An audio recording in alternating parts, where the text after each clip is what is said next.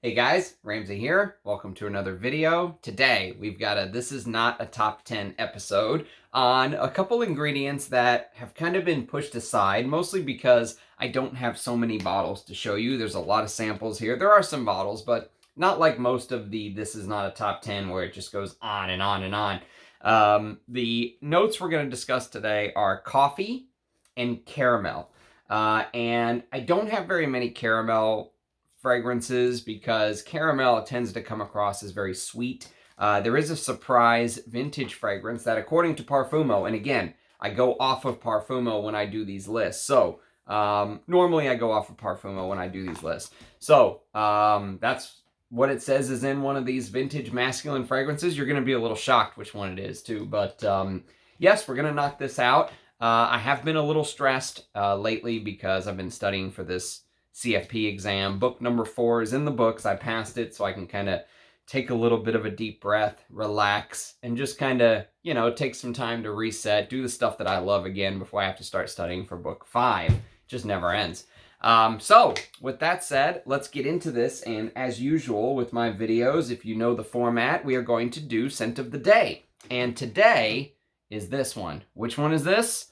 This is Rochas $3,000 a bottle juice. Rochas Houtlux, or it's just Roja actually. Houtlux is the collection, but this is his signature scent with the gold flakes.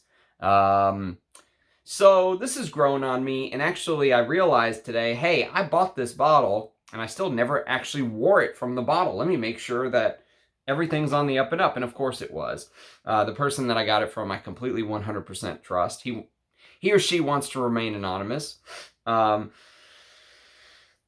when I first applied this this morning, it was a little bit cooler in the house, and I got a lot more of the labdanum again. And when I wore this originally for the very first couple times, I thought this was a labdanum scent. Like, 100% labdanum, compete with Le Lion labdanum.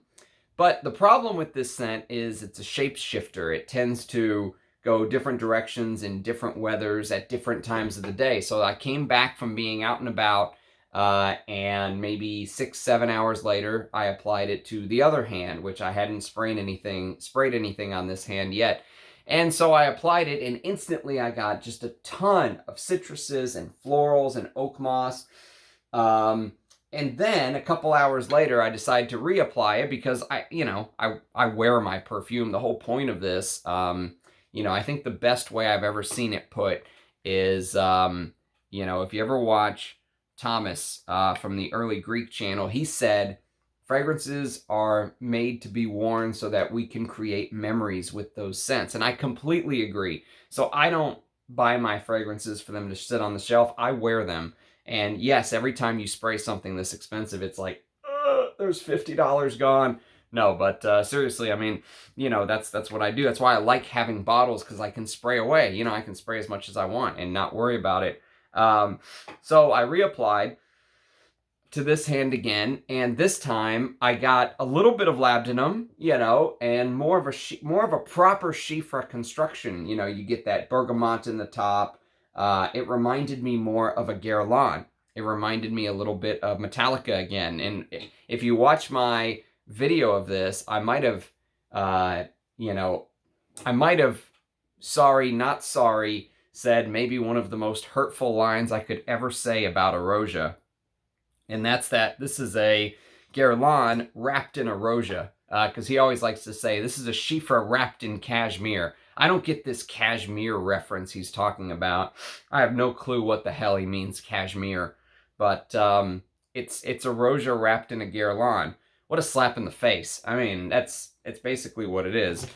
And I really got that again on the third application, but every time it's different. So it's a very hard fragrance to pin down. And I guess for a signature scent, if you're going to wear this all day, every day, year-round, because this is Roja's signature scent, I guess you do want something that gives you different aspects and different weathers and keeps you entertained and, stuff like that, right? You don't want something that's going to be the same every single time, I guess. So I guess it, it completes the mission. It completes the task, if you will. And there was someone who wrote online that it will grow on you. And this absolutely has been a grower. I've probably worn it 7 or 8 times now as full scent of the days, because I have a 7.5 ml Discovery atomizer and now the bottle. And every time, you know, I wear it, I kind of start to crave it more and more. There's really nothing that I can compare it to. Some people say old florals from the past, you know, old aldehydic florals like number 5. I don't get that. Gold woman or gold man, I don't really get that. Maybe because there's a huge dose of ylang ylang in gold, and there's a huge dose of ylang ylang in Rochas Haut Luxe. But that resinous labdanum, you know, civet. And then the other thing about it is on the second application, I got this gorgeous iris, and then on the third application, I got a blast of cinnamon at the top. So it was spices and bergamot and then florals. And so, you know, it's always something different. And that's what I like about this. But somehow, even though it's always different, it remains true to the DNA of the scent. Like, you can always tell it's Haut Luxe, but you just get different aspects of it. So is it worth $3,000 a bottle? Abso-freaking-lutely not. But is it worth $500 a bottle or $1,000? Maybe. You know, it is a scent that is, you know, is worth sampling at least, just so you can say you've smelled it. So that's my scent of the day. Let me put it away so I don't drop it and you guys see me cry on camera. Okay, so let's get into this. So this is going to be coffee, and it's going to be caramel. And so the first one, we're going to do some decants first, because a lot of these I don't have full bottles of.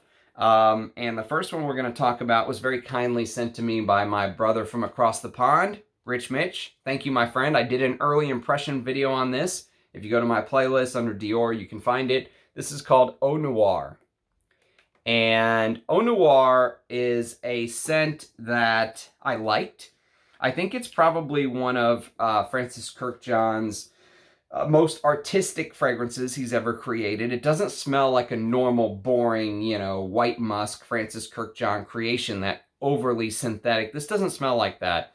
This smells like Francis Kurkdjian had some inspiration for once. And Eau Noire, Bry was a little disappointed I didn't include this in the Immortelle. This is not a top 10. I did a couple days ago, and I easily could have, but when you look this up on Parfumo, there's no Immortelle note listed, and there's no coffee note listed. But in Fragrantica, there is an Immortelle note listed, and there's a coffee note listed. And I think for once, Fragrantica's actually right. I do get this curry, Immortelle, coffee, foodie vibe. You know, if it smells a little bit like food. You know how Bond Number 9, New Harlem, smells like food? This also is in that category. And there's a beautiful white thyme and sage combination with this very interesting licorice like dry down.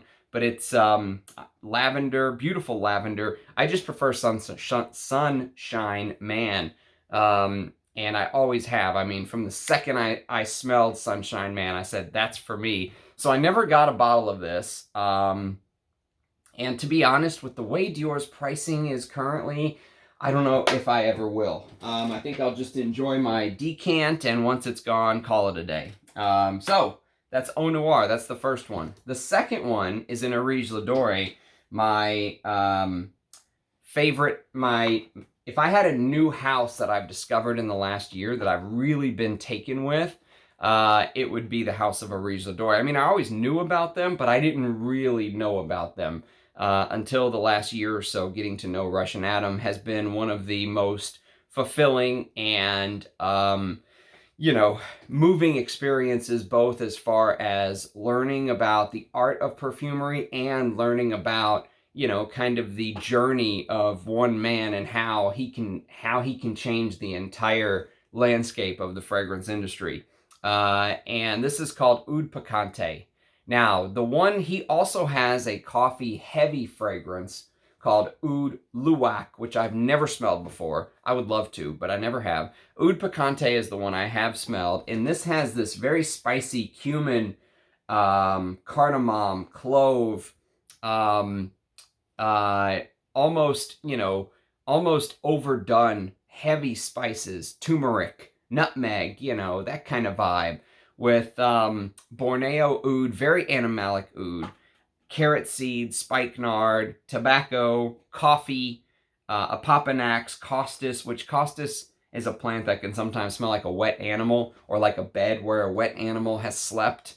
Bengali sandalwood, muhuhu, which is that, it's that type of wood, false, I think they call it false sandalwood, fossilized amber, and labdanum. So 2 or 3 hours in, I start to enjoy the fragrance, but the first couple hours are extremely challenging. But there is a coffee note here. But if you want to be challenged, if you can hunt down a bottle of Oud Picante, give this a sniff. I still have enough to maybe wear it to bed a couple times and remind myself of Oud Picante. Okay, next we're going to go to a new house for me. I've got some early impressions coming on this house, thanks to the kindness of one of you. And this is from the house of Astrophil and Stella. And it's called Paris Chéri. Paris Chéri is a unisex fragrance that came out last year. Here's what their samples look like. Paris Chéri is a Nathalie Feisthauer creation. This is this spicy cardamom. There's a coffee absolute and cacao absolute note. I probably could have done coffee, caramel, and cacao. This is not a top 10, but I forgot about the cacao. Iris, heliotrope, labdanum, ambroxan, ambrette, tonka bean absolute, benzoin, and vanilla. The only thing that worries me about this fragrance is it's supposed to be sweet, and I usually don't like sweet fragrances. And you'll see at the very end, my favorite coffee fragrance is an old designer that's long discontinued, but there is zero sweetness in that fragrance, and I absolutely love it. It's my favorite coffee. But I'm excited to get into this brand. They have one called Into the Oud that Bertrand Duchaufour did. Anything Bertrand Duchaufour did, I am all for sniffing. But I'm excited to try this brand. They're a new niche brand. I think that launched a year or two ago. Astrophil and Stella. And I think all of their fragrances are extrait de parfums. So anyways, Paris Chéri, or Paris Chéri, is the first one from this brand. That is the only one that has this coffee note. So here you go. Okay, next we're going to jump into a Frederic Malle from about 2 decades ago. 19 years ago this came out. It's a Jean-Claude Elena creation. And it was actually launched as an homage to one of the greatest Guerlains of all time, Après L'Onde from 1906. And I've got an early impression of this coming up soon, thanks to Rachel. Cannot wait to get to know this. I can't really talk about L'Eau d'Hiver by Frederic Malle until I talk about Après L'Onde. But L'Eau d'Hiver was launched 2 decades ago almost, and it's a powdery floral scent created by Jean-Claude Elena to give homage to Après L'Onde. And this has this iris, angelica, hawthorn.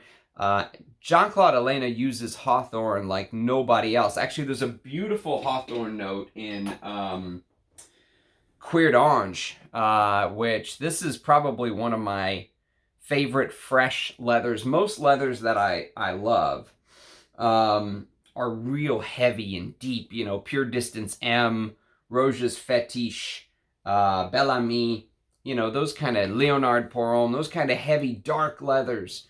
Cuir de Russie is maybe another one I would put in the somewhat lighter category, but there's more animalics to that because I have a vintage bottle from the 80s. This is Jean-Claude Elena doing a leather fragrance in his style. It almost seems like a white or tan leather, real soft.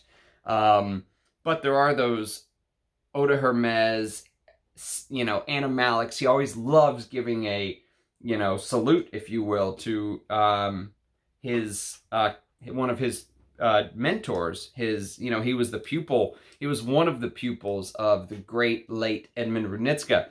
And he uses a hawthorn note in Cuir d'Ange beautifully. And he does it in L'Eau d'Hiver as well. And according to Parfumo, there's a iris, jasmine, musk, carnation, and caramel note.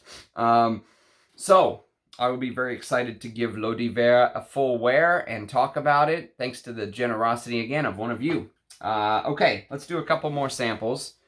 Next is a Histoires de Parfum fragrance I don't hear anyone talking about. No one. And it's called En Aparté Irrévérent. Irrévérent. En Aparté Irrévérent.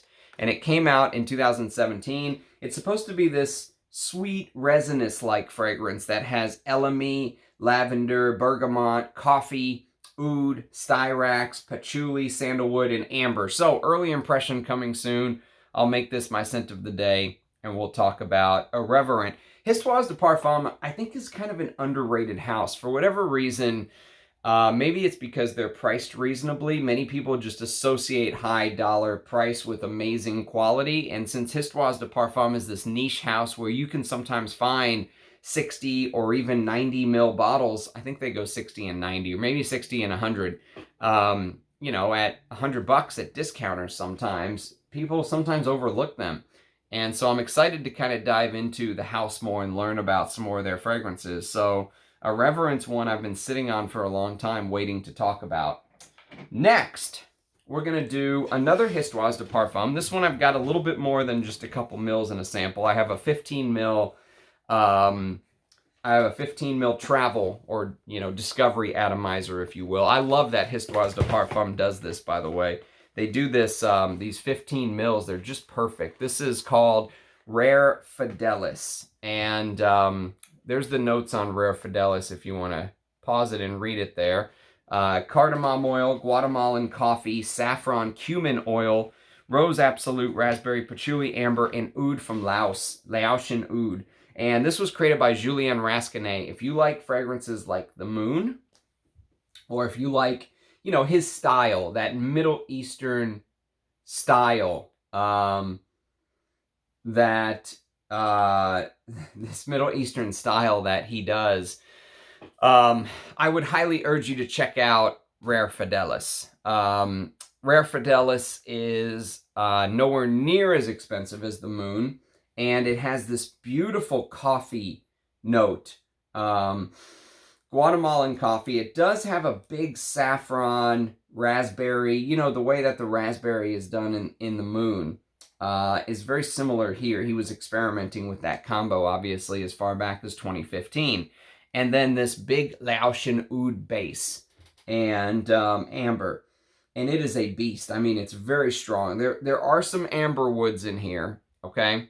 So if amber woods are, you know, something that, you know, if you sniff an ounce of an amber wood, you go running the other way, this is not for you, okay? But if you can sometimes handle that heavy Middle Eastern amber woody style, this is a fantastic fragrance. I love this stuff, and glad to have this 15 ml bottle. I also have a little sample too somewhere, but 15 mils is more than enough when you have a collection like mine. But Rare Fidelis is one you definitely need to put on the sniff list.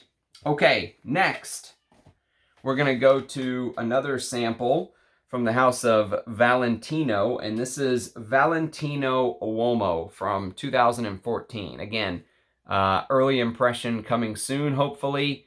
You know, I'll try to make this as my scent of the day and talk about it. This is not Valentino Womo Intense, by the way, and this is the version from 2014 that is now discontinued. So, they discontinued the 2014 version and they reissued it a year or two ago. The notes are a little bit different. So the original version has bergamot, myrtle, coffee, how do you pronounce that? Gyanduja cream, white leather, and cedar. And some people said it had this hazelnut-like smell, but it was created by Olivier Polge, and you know he does not make bad fragrances. So anyways, we'll talk about this one very soon, hopefully.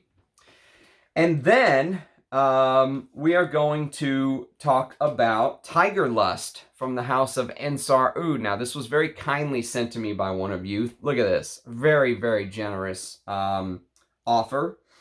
And this is an amazing fragrance. I wore it as my scent of the day one day. I absolutely fell in love with it. I tried to maybe hunt down a full bottle until I realized Ensar Oud's pricing is just out of my price range. It's just, you know, you've got to be absolutely loaded to buy Ensar Oud fragrances. But it is this spicy, woody scent. There's multiple types of real oud in here.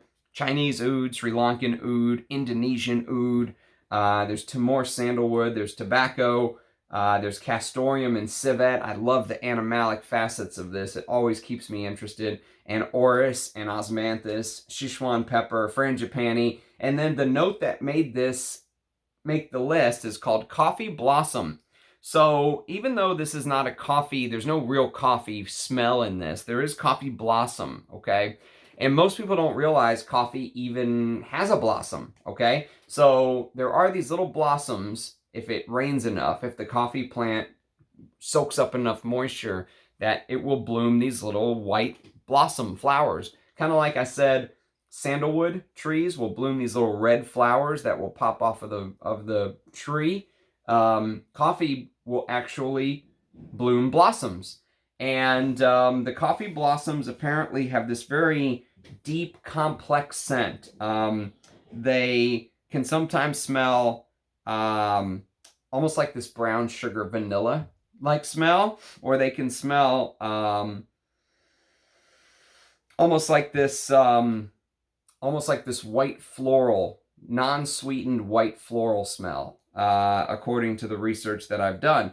And so I figured I would include this just because coffee blossom is a very strange and interesting note. And most people expect coffee blossoms to smell like coffee, but they don't. And so I think the name kind of throws people off. But since it is from the coffee plant, I decided to include it. Tigerlust is absolutely stunning. By the way, if you've ever smelled this, do let me know. Okay, next we're going to go to another indie house, and this is from the house of Bortnikoff, and this is Lao Oud, 2021 release. This came out last year. There's the notes.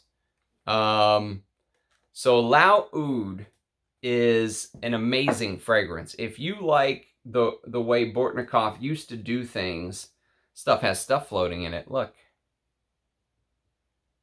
If you like the way Bortnikoff used to do things back in the day, in his early releases, Lao Oud will be a winner for you. If you like stuff like Oud Maximus, like I do, and stuff like that, check out Lao Oud, because it has this,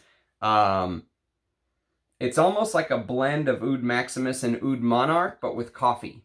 And there's a beautiful coffee note in this. Coffee, Peru Balsam, and Beeswax Absolute, and Cacao Absolute. That's why I say it kind of will remind some people of Oud Monarch. But the coffee in here is absolutely stunning. If you want probably the best indie take on coffee from my collection, it would be Lao Oud. Now, I haven't smelled Oud Luwak from Areej Doré, but that is something to, hopefully, to put on the to-sniff list one day. Okay, next, we're going to go back to the decant, to the sample world, and we're going to talk about one of the most popular designers of all time. This is for women. It came out in the early 90s, and it's called Angel. So again, I'll do an early impression on this. I'll talk about this one day, but Angel's a fragrance. I feel like I should have a full bottle in my collection, but I won't buy the new stuff from L'Oreal. L'Oreal just pissed me off, you know, with what they've done. But Angel is this very complex fragrance. Lots of different notes. Olivier Cresp created this, and he deserves all the credit. It's basically an amazing patchouli fragrance with lots of notes like chocolate and caramel, blackberry, honey, peach plum, orchid, lily of the valley, apricot, rose, red berries, bergamot, mandarin orange, jasmine, cassia, coconut, melon, cotton candy. I mean, the notes go on and on. Vanilla, tonka, just goes on. And it's a very complex, almost gourmand, sweet gourmand scent. But it's done in a way that I can really handle. Now, this sample is back from the Thierry Mugler days. So it's before L'Oreal changed it to just Mugler. And, you know, this is, if I ever bought a bottle, I would try to find an older Thierry Mugler version, not the current juice, because I hear L'Oreal has not been too kind to the Thierry Mugler brand. Let's put it that way. And I actually have multiple bottles of A Men. Angel Men is what it used to be called. I have a bottle where it actually says Angel Men back in the old days. And all of my bottles are Thierry Mugler. I won't buy the current Mugler stuff. But this is basically Jacques Huclier's creation from '96. Coriander, lavender, peppermint, caramel. This has both caramel and coffee in it. And it's probably one of the best masculine gourmands ever created. It's got this amazing patchouli. This is basically a patchouli-centered fragrance.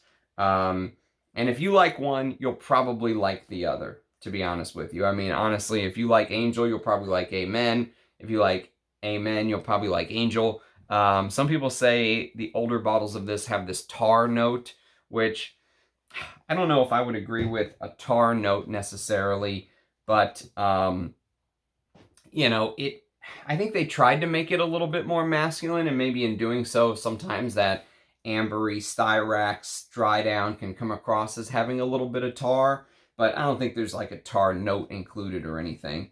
And then in 2009, they put out Pure Malt. Now, Pure Malt used to be a Fragcom darling. I don't have Pure Coffee yet in my possession, but I do have a bottle on the way. But I didn't want to wait to do the video because it might take a bit. Apparently, Mudasir had some sort of rotator cuff, or I'm sorry, some sort of back surgery. And so he's a little slow on getting bottles out and finding stuff. And I told him, absolutely no rush. Good luck getting on the men, mate. And whenever you get a chance, you know, I'll get some bottles from you. But he's holding a bottle of Pure Coffee for me, which would be perfect for this list. But you will see an unboxing of that in the next month or two. And but even Pure Malt has a coffee note in it. It has coffee absolute with peat, whiskey, malt CO2, patchouli, musk, cedarwood, and woods. Amazing. This used to be like a Fragcom darling. No one talks about this anymore. Mostly because Thierry Mugler, now current Mugler by L'Oreal, they butchered it. Don't get the Mugler version. Get the Thierry Mugler version if you can. You know, bottles of this are going for hundreds online now. But, you know, it is what it is. That's what happens when reformulations butcher stuff. But that does have a beautiful coffee note to go with the whiskey and the peat. Okay, the final Thierry Mugler came out in 2011. And this is basically called The Taste of Fragrance. So there it is right there, The Taste of Fragrance. Some people call this Pure Chili. It's not called Pure Chili. It's called The Taste of Fragrance. And they actually worked with a very high-class chef to create this fragrance because it uses this chili note and also coffee. So there's also coffee and lavender and cedarwood, but there's this chili note in here. And it's spicy. It's absolutely stunning. Amazing. I love this stuff. I love all of the A Men line, actually. That's why I can't wait to get Pure Coffee. And I'm currently hunting Pure Tonka, but I can't find a bottle, and I refuse to pay $250 a bottle. Absolutely refuse. If anyone has a bottle of Pure Tonka at a fair price or a partial, let me know. Okay, next we're going to go to a couple samples from the Spirit of Dubai. And the first is Fakhama. Now, I did early impressions on all of these, so if you want to see my thoughts for real, go pull up the Spirit of Dubai playlist, and you can find Fakhama. Came out in 2016. It's a woody oriental with Bulgarian rose, Turkish rose, Damask rose, coffee, dried fruits, cypriol, vanilla, castoreum, caramel. This also has both coffee and caramel. Actually, now that I'm reading everything off, and looking at the note breakdown, it's almost like a Middle Eastern version of A Men, but with a big rose note, multiple roses in Fakhama, and leather in the dry down. But yes, I mean, it's a good fragrance. I liked it. This is one that I liked, but I wouldn't buy a bottle because there were others from this house I liked even more. So next on the list is called Turath. And Turath came out in 2000 and I want to say 16 or 17 as well. I think I preferred Turath a bit more rather than Fakhama, in my personal opinion. This is more woods and oud and dried fruits. There's also cardamom and coffee and cumin. It's a little bit more, it's a little more my taste in the opening. It's less rose heavy, more cumin, a little bit of animalic touches from the oud and Nasomatto, labdanum, dry down, leather, frankincense, ambergris, stuff like that. It's a good perfume. It's just, again, would I buy this one? Probably not. If I had to pick one or two from the house, it probably wouldn't be Turath. Now, here's one that really focuses on the note of Arabic coffee, and it's called Majalis. This is the one I really liked. If you go watch my initial impression of this, I really liked Majalis, and I've got, I'll wear this as my scent of the day one more time. But yeah, this has this beautiful elemi, frankincense, rose. There's Taif rose in here, which is my favorite type of rose, and damask rose. It's a little bit fruity. There's osmanthus, which can come across as smelling like a nectarine or it can have these leathery, nectarine-like vibes, but floral undertones with peach and apple. But what really did this for me is there's a dry down of dates, Arabic coffee, and honey. And the Arabic coffee note just transported me to, being 12 years old again, taking a trip to Jordan where I was born. And, the local smells and customs and, after dinner, they serve you coffee and dates and stuff like that, even as a kid. This just really took me back. If I was going to get one of the three, it would definitely be Majalis, but it's $800 a bottle. So, yeah, I mean, if I could find a partial or something, 20, 30 mils of this, I'd love to have it. Would I pay $800 for 100 mils? No, absolutely not. And then there's a couple more here before we go to the other side of the table. The first one is Haloween Man X.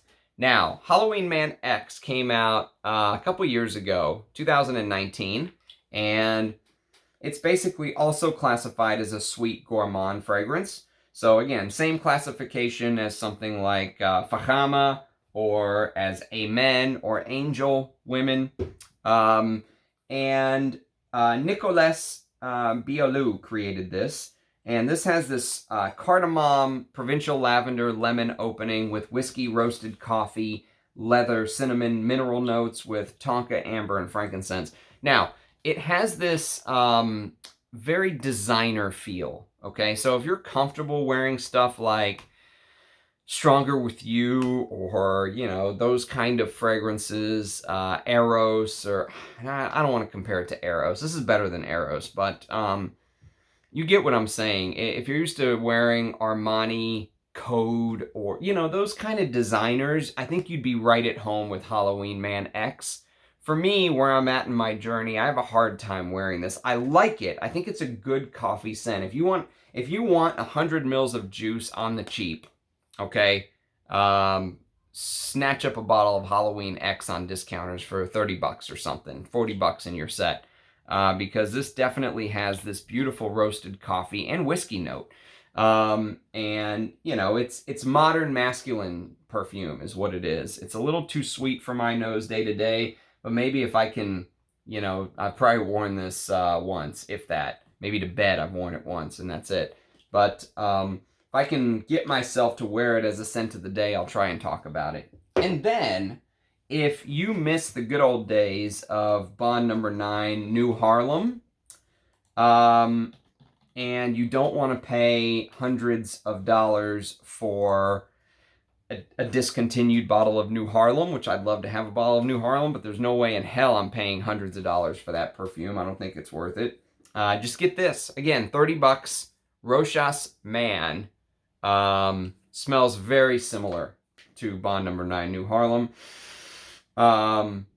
This is a Maurice Roussel. You know, he made fragrances with Frederic Malle. The guy knows what he's doing. And this has this lavender, bergamot, musk, raspberry, coffee, sandalwood, vanilla, amber, and patchouli. Also a sweet gourmand. Also a little tough for me to wear. As you can see, I've maybe worn it once or twice to bed. I don't think I've ever worn this as my scent of the day. But, you know, this came out in 1999. So this came out long ago.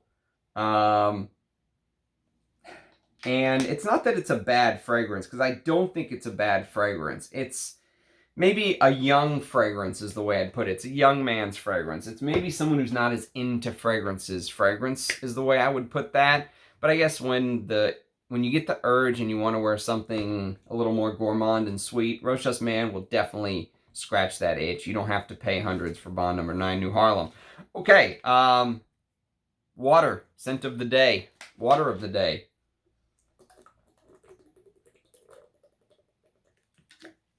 Thank you. Okay. Next, we are going to do discontinued Balenciaga. And this is called Cristobal por Homme. Cristobal por Homme by the house of Balenciaga. I love the presentation with the matte opaque back. Or foggy back, non-opaque back. The cap is cheaper than it looks. It looks high class, but it's actually pretty cheap and light. But the fragrance is amazing. I have never smelled Givenchy's Pie, but someone told me that this is very similar to it. But this is Gerard Anthony. I'd take Gerard Anthony's creations over Alberto Morillas any day. And this has this mugwort, coffee, tea, and white pepper opening. It actually has an amazing opening for a designer. But it dries down into one of the most probably modern designer DNAs I've ever seen Gerard Anthony create. Most of his fragrances are very unique. This is probably his most... well, I don't want to say most wearable, because I wear all of his perfumes and I love them all. But this is probably the most modern, accepted by modern noses of the Gerard Anthonys. If you showed a modern person not into perfume his repertoire of scents, from Azzaro Pour Homme all the way to Balenciaga Pour Homme to, you know, all the other stuff he made, Alain Delon Iquitos and, you know, that kind of stuff, they would probably pick this. I still really enjoy it, but just know that the dry down, you know, if you pay hundreds for this, you're going to get a designer-like DNA. But it is the great Gerard Anthony. I mean, the man can do no wrong as far as I'm concerned. He walks on water.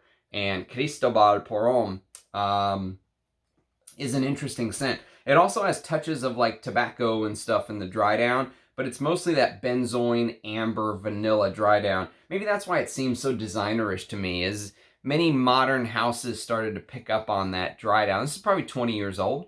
I think this came out in the early 2000s, or maybe 2000 on the mark, on the head. But yes, Cristobal por Homme has a beautiful coffee and tea opening. It's beautiful.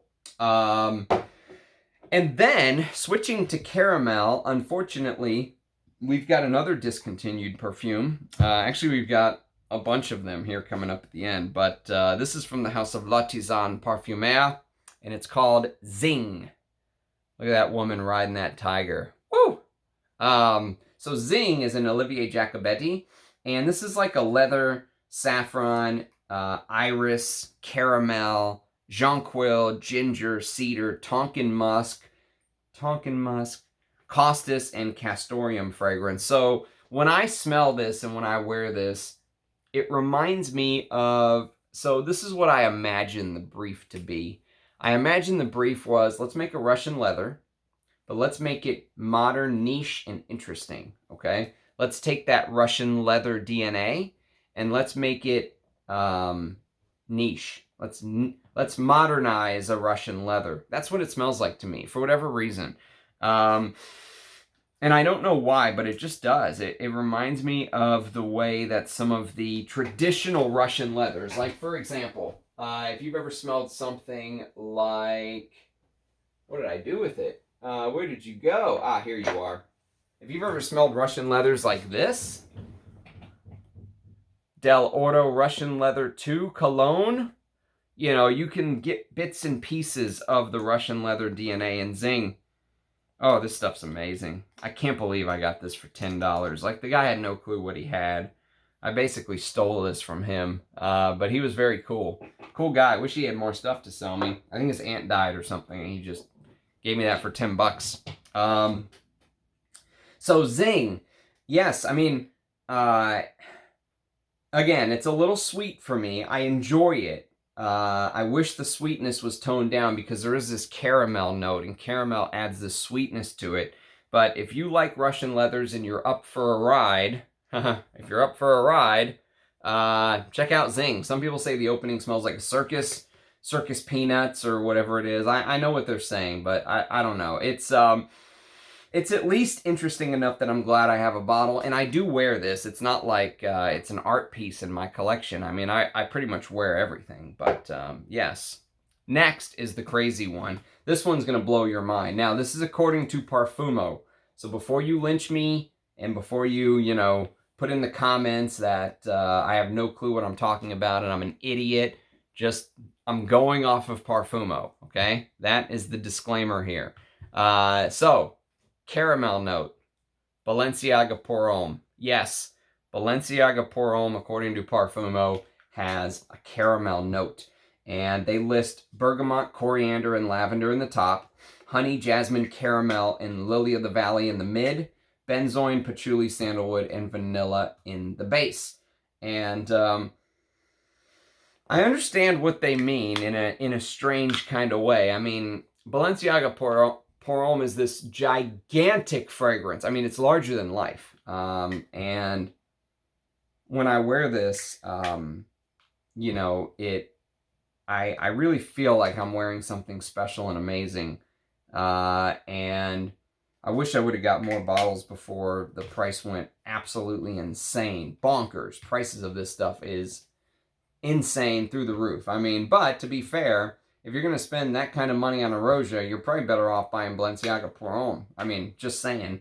But again, Gerard Anthony created this, and it's one of the quintessential masculine fragrances, one of the long-lost masculines. This is my 30 ml bottle. I also have a 100 ml bottle under lock and key and armed guard and, you know, laser security and all that stuff. But, yes, I mean, Balenciaga Pour Homme, what more can you say? I think this just missed being in my top 10. I think it was like between 10 and 15 in the countdown, but I can't remember. It's been a long time. 3 down. 2 are discontinued, but this one's not. This is Black Afghano from the house of Nasomatto. Nasomatto. I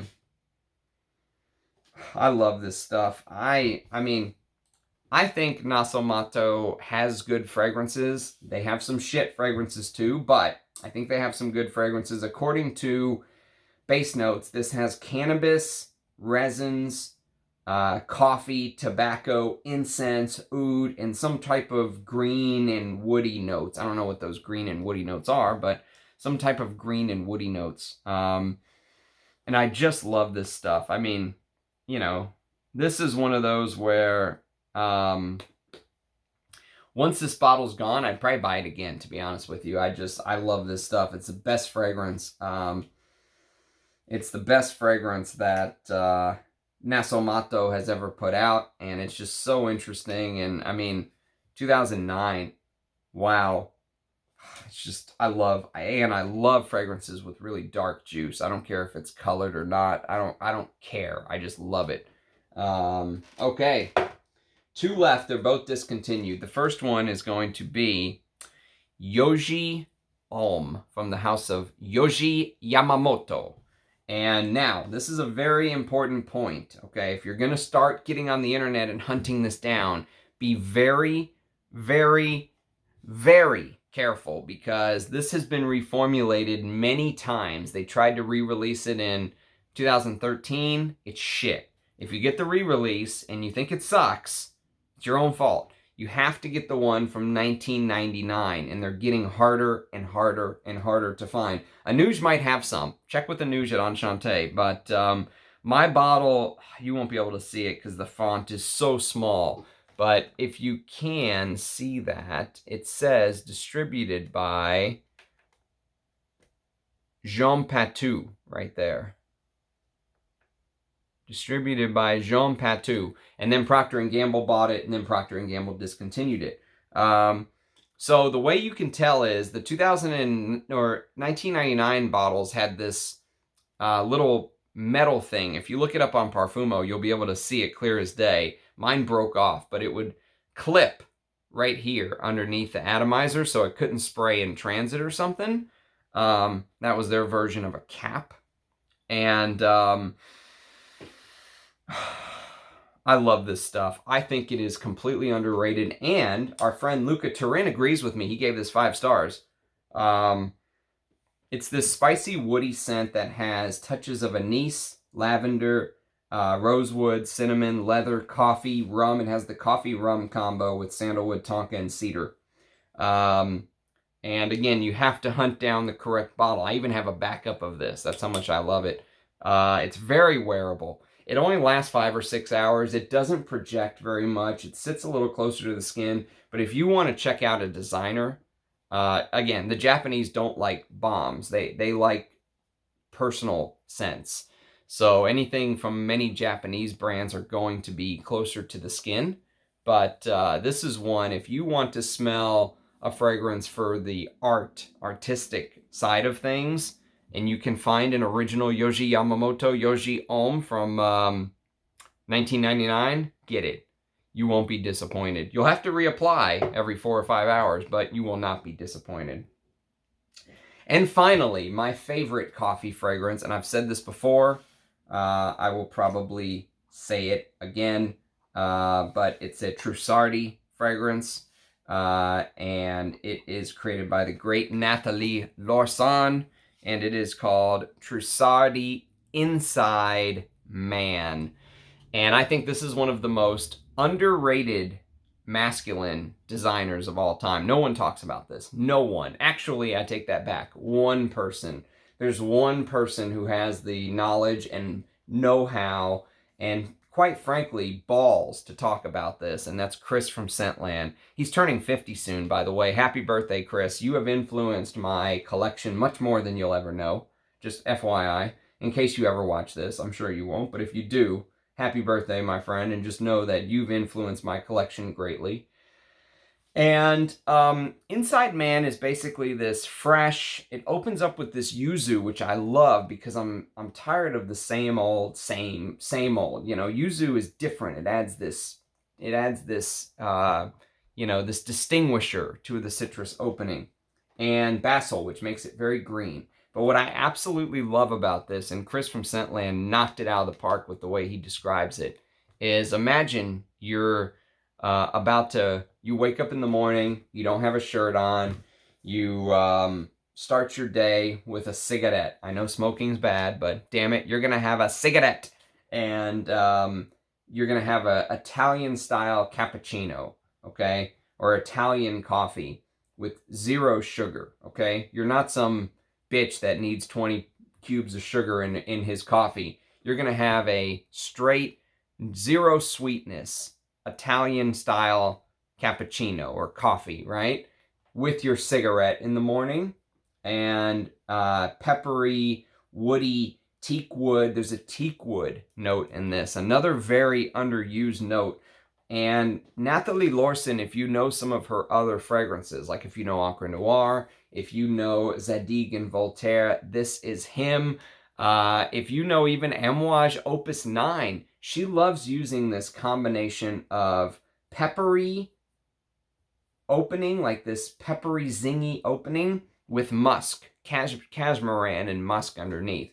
And you get it here as well. I mean, her fingerprints are all, just like this glass gets fingerprints all over it, her fingerprints are all over this. And I mean, if you're a fan of unsweetened coffee fragrances, and actually somebody took my advice and bought a bottle of this and came back and said, damn it, you were right, this is good enough, I'm going to go buy a second bottle. And I have 2 bottles of this as well. One of them is sitting right next to the Balenciaga Pour Homme in lockdown, in laser guard, automatic turrets set up around the fortress. If you like unsweet coffee fragrances, this is your grail fragrance. You know, and look at the inside, since it's literally named Trussardi inside. Look at the time and attention to detail. What does the inside show you? A beautiful leather-like, almost like alligator, crocodile, snake skin inside, right? Trussardi is a leather goods company, and they took the time to create this beautiful design. I love this bottle. There's no leather listed, but there's almost like a hint, you know, almost like a feeling of leather in this. It's absolutely stunning. Absolutely stunning. Good luck finding a bottle, though. That's the only thing. They are very, very hard to find. But if you trust my nose and you like non-sweet, I'm going to say that again. If you like your coffee with 20 sugars, this is not for you. Go for A Men, go for Rochas Man, go for Haloween Man X. Hell, go for Yoji Homme. I mean, there's a touch of sweetness here.